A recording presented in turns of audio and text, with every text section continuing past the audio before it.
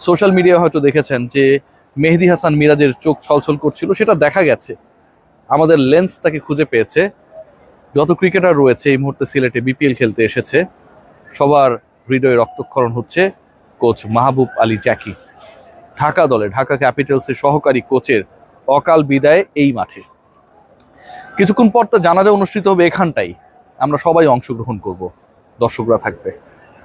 কিন্তু এমন একটা সময়ে তিনি চলে গেলেন যখন তার দল অসাধারণ জয় তুলে নিয়েছে, যখন আপনাদের আমাদের সবার ফেভারিট ক্রিকেটার যাদেরকে নিয়ে অনেক বেশি আলোচনা ছিল এবং তাদের সিলেক্ট করার ক্ষেত্রে এই মাহবুব আলী জ্যাকি অকশনের টেবিলে একটা বড় রোল প্লে করেছেন, তারা পারফর্ম করেছেন।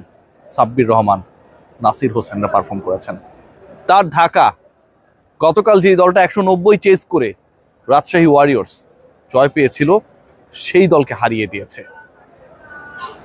কেউ কেউ আসলে সুখের দেখা তখন পান যখন আসলে তিনি নিজেই অন্যকে দুঃখের সাগরে ভাসিয়ে নিয়ে যান। একটু এন্ডোর্স করতেই হবে, গুরুত্বপূর্ণ, কারণ ঠান্ডা পড়েছে, আপনারা সবাই জানেন। এবং এই ঠান্ডায় যদি আপনি বডিতে 72 ঘন্টা পর্যন্ত ময়েশ্চার ধরে রাখতে চান, তাহলে লিলি হুইপশিয়া বডি ওয়াশ ব্যবহার করতে পারেন। ডেফিনেটলি এটা অনেক বেশি কার্যকর। যে আলোচনাটা করতে চাই আজকের এই ম্যাচে, এবং এই ম্যাচে সিরিয়াস যেই জায়গাটা নিয়ে আসলে বলতেই হবে, সেটা হচ্ছে সাব্বির রহমান রুম্মান। আবারও একটা বিপিএল এসেছে, আবারও একবার তিনি বিপিএল এ খেলছেন। এবং এই সাব্বিরকে নিয়ে দুই বিপিএল এর মাঝখানে আমি যত আলোচনা করেছি, কন্টেন্ট বানিয়েছি, আপনারা যারা আমাকে শোনেন তাদের 50% আমাকে গালি দিয়েছেন। সাব্বিরের কারণে নাকি আমি যে কন্টেন্টগুলো বানিয়েছি সেগুলো আসলে কার্যকর না, তিনি আর চলেন না, স্ট্রাইক রেট বেটার না, লেগ সাইডের বাইরে তার স্ট্রেংথ নেই। সেই সাব্বির রহমান রুম্মান আজকে যখন ঢাকা ক্যাপিটালস জয় পেয়েছে, চলে যাওয়া কোচ মাহবুব আলী জ্যাকির বিদেহী আত্মাকে যেই জয়টা একটু হলেও শান্তি দিয়েছে, সেই জয় ফিনিশিং রোল প্লে করেছেন সাব্বির রহমান রুম্মান। জ্যাকি স্যার যাকে সিলেক্ট করার ক্ষেত্রে, নেবার ক্ষেত্রে একটা বড় রোল প্লে করেছিলেন। সাব্বির রহমান রুম্মান 28 লাখ টাকায় ঢাকায় যেই ক্রিকেটারকে নেওয়া হয়েছে, সেই ক্রিকেটার করেছেন 21 রান।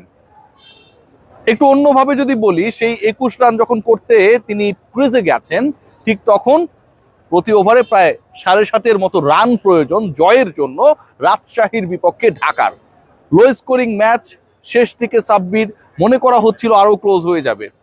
সাব্বির ছক্কা মেরে বাউন্ডারির ওপারে বল পাঠিয়ে, ওপারে এখন পেরিমিটার বোর্ড দেখা যায় না, স্ট্যাটিক বোর্ডের মতো অবস্থা, দলকে জিতিয়েছেন যখন দরকার 5 রানের। সেই সাব্বির 10 বলে 21 করেছেন, 210 স্ট্রাইক রেটে ব্যাট করেছেন।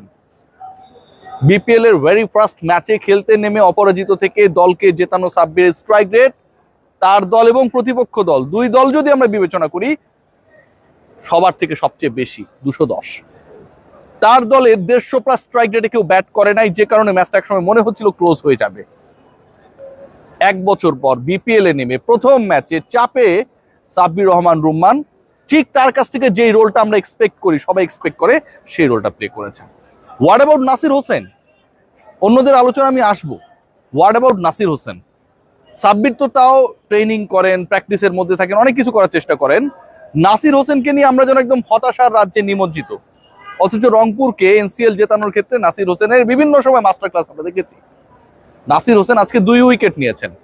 যেই 2টা উইকেট নিয়েছেন, সেই 2 উইকেট আসলে মেরুদণ্ড, ব্যাটিং এর মেরুদণ্ড ভেঙে দিয়েছিল আজকে রাজশাহী ওয়ারিয়র্সের, যেই দলটা গতকালকে 190 চেস করছে। I am repeating, Nasir Hossain bat করতে নেমে 22 বলে 19 করেছেন। আপনি 132 চেস করবেন, আপনার ছক্কা মারার দরকার নেই, আপনার তাড়াহুড়ো করে উইকেট বিলানোর দরকার নেই, বরং সেটেল ডাউন করেন, টিকে থাকেন, যখন সময় আসবে তখন আপনি পেটাবেন। নাসির হোসেন সেই পরিকল্পনার মধ্যেই ছিলেন, শেষ পর্যন্ত থাকতে পারেননি। সাব্বির যেটা করতে পেরেছেন, নাসির আউট হয়ে গেছেন, কিন্তু ওই 19 রান, মহামূল্যবান 19 রান, রাজশাহীর বিপক্ষে ঢাকাকে, ক্যাপিটাল সিটিকে এই জয় এনশিওর করার ক্ষেত্রে একটা অগ্রণী ভূমিকা পালন করেছে। আজকের পুরো ম্যাচের সিনারিও যদি আপনারা দেখেন, কোন জায়গায় আসলে এই ম্যাচটায় ঢাকা জিতেছে, কোন জায়গায় এই ম্যাচে আসলে বড় একটা রোল প্লে করেছে আমাদের আপনাদের প্রিয় দল, রোল প্লে করতে ফেইল করেছে রাজশাহী। নাজমুল হোসেন শান্ত ছাড়া কনভিন্সিং ব্যাটিং কেউ করতে পেরেছে? আপনি যদি স্কোর কার্ডটা দেখার চেষ্টা করেন, সাহিবজাদা ফারহান তিনি আউট হয়ে গেছেন, প্রথম বলে আউট হয়ে গেছেন।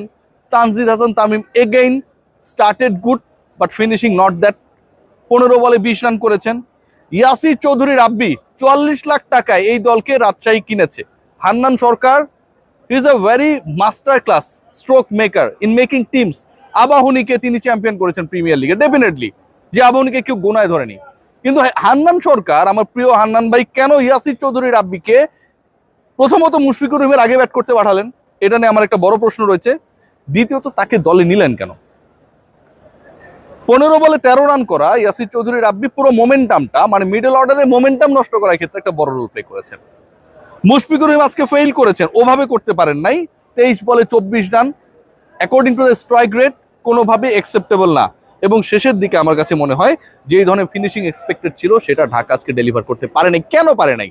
দেখুন, আপনি যদি নাসির হোসেনের 2টা উইকেটের দিকে তাকান, তাহলে 5ম ওভারে নাসির ফিরিয়েছেন তানজিদ হাসান তামিমকে। মানে আপনার পাওয়ার প্লে এবং রেস্ট অফ দ্য ওভার্সে প্রতিপক্ষের বোলিংকে গুড়িয়ে দেওয়ার জন্য আপনার সবচেয়ে কার্যকর অস্ত্র যিনি, তাকে নাসির হোসেন কিন্তু আউট করেছেন, নাসির ভাই আউট করে দিয়েছেন।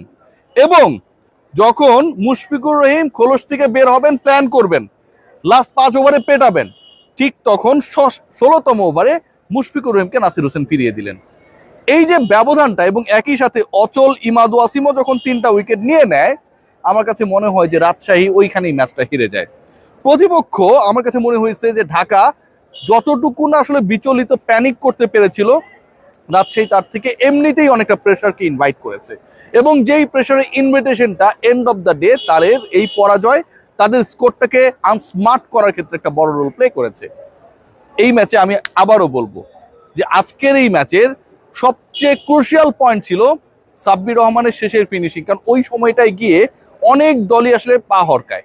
সাব্বির যদি কোনো কারণে আউট হয়ে যেতেন বা 1-2টা উইকেট পড়ে যেত, কে জানে এই লো স্কোরিং ম্যাচটা হয়তো রাজশাহী তাদের নিজের করে নিতে পারতো, কিন্তু সেটা হয় নাই। বাউন্ডারি ওভার বাউন্ডারি শুরুটা করেছেন ছক্কা মেরে, অফ সাইডে দারুণ একটা 4 মেরেছেন, ফিনিশিং এর যে রান সেটাও ছক্কা মেরে। এবং এই 2 ছক্কা এবং 1 4, মানে বাউন্ডারি ওভার বাউন্ডারিতে 10 বল খেলেছেন, তার মধ্যে 3টাই বাউন্ডারি ওভার বাউন্ডারি। এই 3 বলেই তিনি করেছেন 16 রান। 21 রানের মধ্যে 16 রানই করেছেন 3 বল থেকে, তার মধ্যে 2টা ছক্কা। এবং নাসির হোসেন ঠিক বিপরীত ব্যাটিংটা করেছেন, বিলো 100 স্ট্রাইক রেট, বাট টিকে থাকার যখন দরকার ছিল ঠিক সেই কাজটা করেছেন। এই ম্যাচে আবারও বলবো, প্রাপ্তির থেকে অপ্রাপ্তি বেশি। ঢাকা জিতেছে, ঢাকা হ্যাপি, রাজশাহী হেরেছে, রাজশাহী আনহ্যাপি। কিন্তু দুই দল কিংবা এই বিপিএল এ যত ক্রিকেটার রয়েছে সবাই একটা জায়গায় গিয়ে আসলে আজকে যে ইনসিডেন্টটা মাঠে ঘটে গেছে, একটা মানুষ উইদিন 5 মিনিটসের মধ্যে তরতাজা একজন মানুষ, অ্যাথলিট, ক্রিকেটারদের নিয়ে কাজ করে, মাঠে গিয়ে প্ল্যান পর্যন্ত করেছে, টস হয়ে গেছে, 11 কি হবে মাহবুব আলী জ্যাকি ডেফিনেটলি সেখানটাও ইনপুট দিয়েছে। সাব্বির নাসিররা কিভাবে ব্যাট করবে আজকে প্রথম ম্যাচে, তারা 11-এ থাকবে, এই আলোচনাটাও নিশ্চয়ই হয়েছে। সেই তিনি আমাদের মধ্যে নেই। প্রাণোচ্ছ্বাস রয়েছে, দর্শক রয়েছে, জয় রয়েছে, পরাজয় রয়েছে, কিন্তু এন্ড অফ দ্য ডে মাহবুব আলী জ্যাকি যেভাবে মাঠ থেকে চিরবিদায় নিলেন, এই আক্ষেপটা কোনো আনন্দ দিয়ে আসলে কাটানোর না। সবাই ভালো থাকবেন।